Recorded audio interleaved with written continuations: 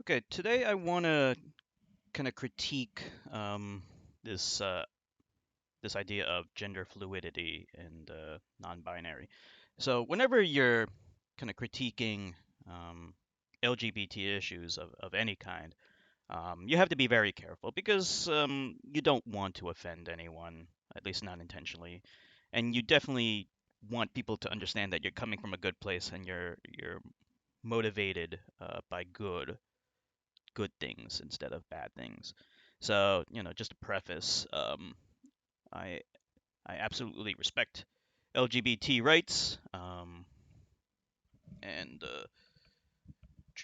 transphobia, homophobia, any of those things is absolutely abhorrent. So, uh, just making that very, very clear.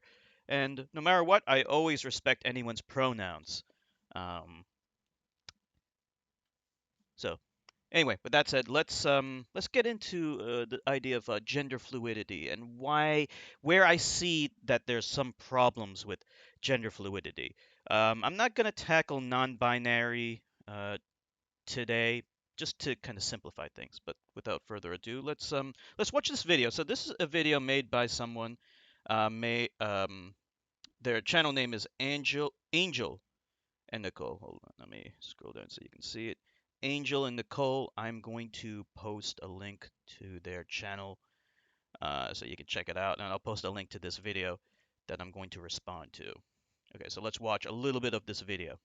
We have gender, sexuality, and presentation or expression. So we're primarily going to talk about this one today. If you look at gender as a spectrum, we have on one side typically, cisgender female, and then on the other side is cisgender male. I don't have to explain this, but obviously if you identify as female, you're going to be on this side of the spectrum. If you identify as male, you're going to be on that side of the spectrum. Someone who is non-binary is going to be off this binary. So they're going to be floating over here, that little dot, right? And then they can kind of float somewhere equidistant to certain things, that sort of a thing. If you are gender fluid, what this means is that you kind of just do this.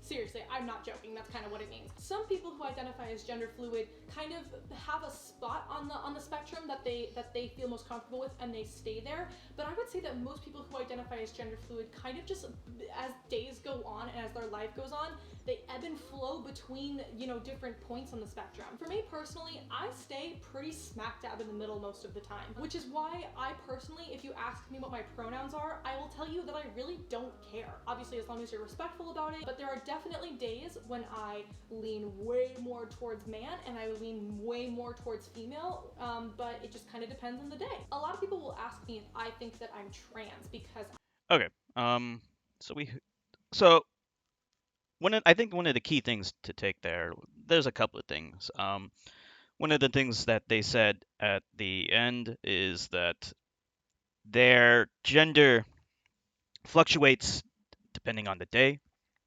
And I think later on, they also say that depending on the time of day, their gender can change. Okay, so I posted a comment, and I'm gonna try and bring that up right now. Let me see if we can get this sorted out correctly. Okay. Um, so I wrote this comment in response to this video. If your gender shifts, that presumes that gender is a choice made on a whim on a particular day or time of day.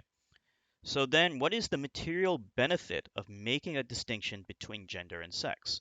I don't really see any point to it if gender is transient, and especially if it's a choice pertaining to how you feel at a given time. That would presume that gender isn't even part of your identity at all. But that's problematic for trans people who go through immense gender dysphoria because their sex doesn't match what their brain is telling them they should be. So for trans people, gender very much is part of their identity. But the concept of gender fluidity appears to undermine that process of transitioning genders that trans people go through. So why even distinguish between gender and sex in the first place? Why not just call it a style or something similar? I didn't say this in the comment, but I probably should have said expression, um, or or something similar, since it's so transient and unimportant to you and really has nothing to do with your identity.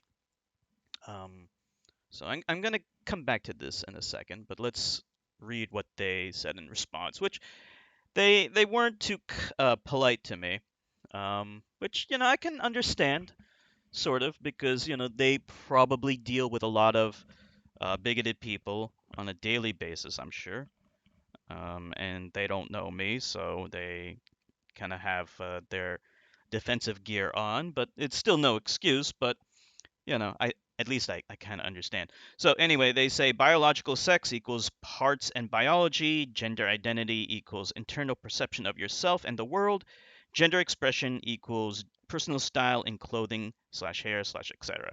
Did I explain it slow enough for you now? Yeah, that was not really called for at all. That wasn't cool. But anyway, I ignored it.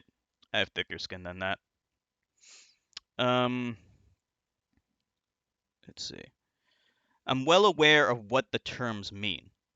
However, why are you co-opting something as important to someone's identity as gender and making it something whimsical and subject to choice? Do you believe gender identity for trans people is a choice or is it biological? So you kind of get an idea of kind of like where I'm going with my critique. Um, and they didn't respond after that, which was too bad because I really do want to have a more in-depth discussion about these things with someone. So you can kind of already tell like where my problems are with the notion of gender fluidity, um, because they are using the word gender in both gender identity and gender expression.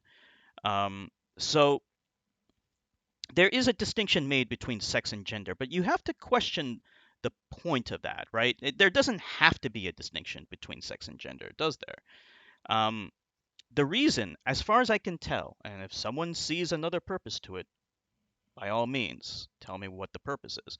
But I feel like the most important or the only real material benefit to it is to help facilitate a transition process for transgender people because everyone else, their sex and gender are the same thing anyway. Um, so the distinction between sex and gender is nothing new. It was actually created in the 1950s by a psychologist. I think his name is John Money, but don't quote me on that. It might be something else. I might be getting his name wrong. But the point is that he did a study on hermaphrodites, what today we would call intersex people, and he found that their sex role was not the same as their gender role. However, there was a problem. The problem is that his delineation of what gender was or gender roles were in the 1950s are not the same as what they are today. His delineation of gender role was women stayed at home, cooked, cleaned, took care of the kids, um, reared the kids, whereas the man went out, got a job, and earned money for his family. You see the problem with those gender roles? Those are horribly obsolete. Today, men who identify as men can stay at home, cook, clean, take care of the kids, and women can be the breadwinner.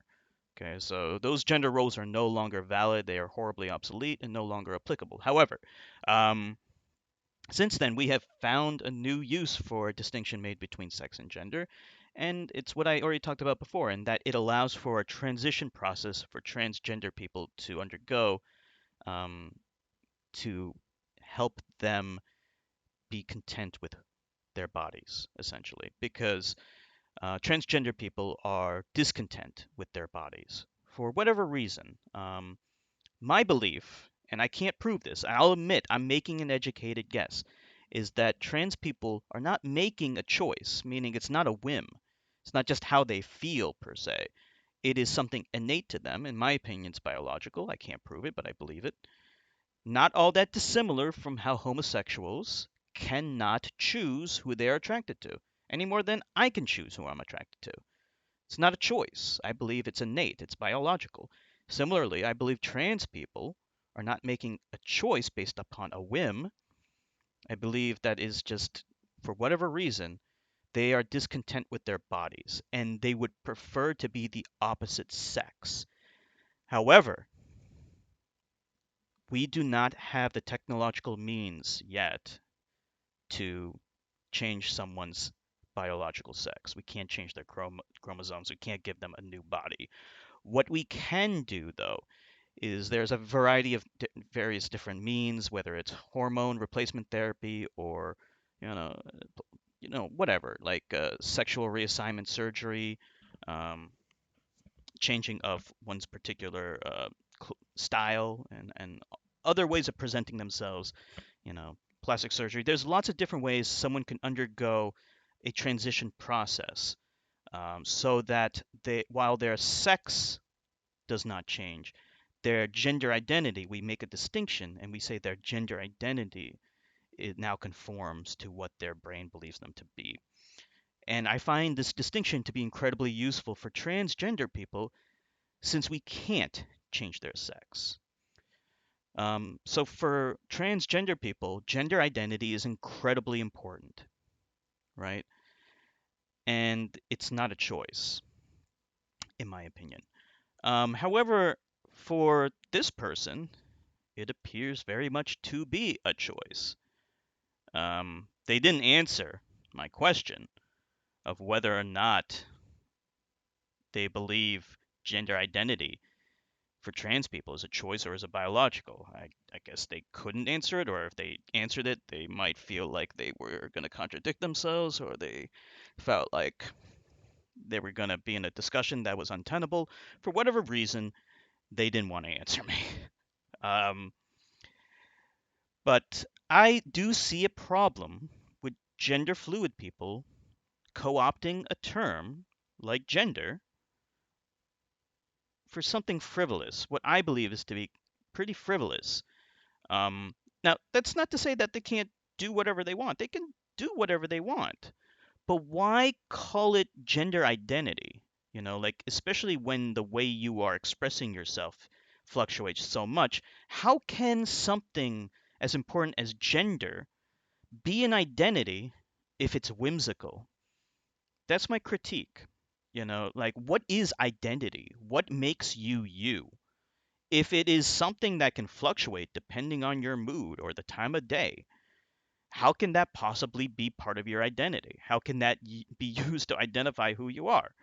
That to me doesn't make any sense, and I think that's a perfectly valid critique. And I've also identified other problems in that, it seems that gender fluidity is very much a choice rather than being innate or biological.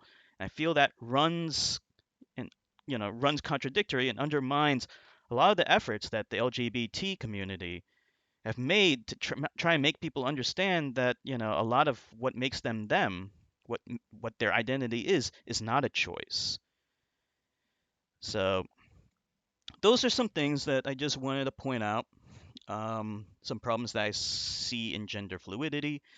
Um, and I don't think these people are like they have malicious intent or anything. I just think they really haven't thought these things through very well. They just heard this term and they just kind of used it without really thinking of the serious implications it might have on other people or what it even really means. They just hear like, oh, it means a range and things like that without having any kind of deep introspective thinking about what it actually is and whether or not it makes sense.